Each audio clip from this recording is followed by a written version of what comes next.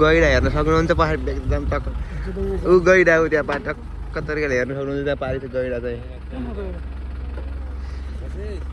गैडा चढ्दा गैडा चढ्दा ऊ हेर्न सक्नुहुन्छ है गैडा त्यहाँ पारि टक्क देखियो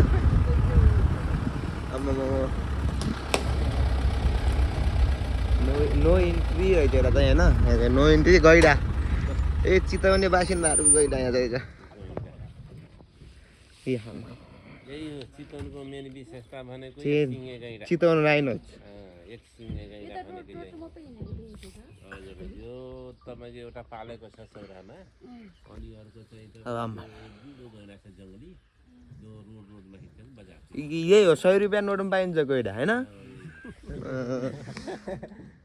अब यसको वजन चाहिँ 3 देखि 4000 किलो हुन्छ 3 देखि 4000 किलो आमा भनेको 50 वर्ष हो 50 वर्ष मात्रै अनि त्यसपछि यो चाहिँ जनावर चाहिँ यो नदी कुन नदी हो ढुङ्ग्रे खोला ढुङ्ग्रे खोला तर यसको आँखा चाहिँ धेरै सानो हुन्छ त्यही भएर यसले धेरै टाढा देख्न सक्दैन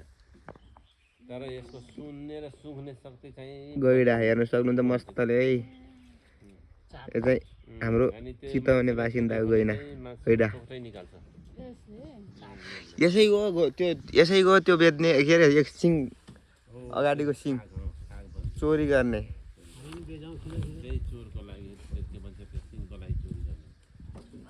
यसको छाला पनि महँगो हुन्छ होला होइन यसलाई बाघले आक्रमण गर्दैन गर्न सक्दैन कहाँ यो त महा डेन्जर एक सिङ छाला हेर्नु गोली त छिर्दैन कति बाक्लो हुन्छ यसको छाला गोली पनि छिर्दैन यता हेर रिस उठायो भने यहाँ आउँछ कि आउनु त्यो गाडी नजिक पऱ्यो भने आउँछ भाग्न पर्यो गाडी स्पिडमा हाल्नु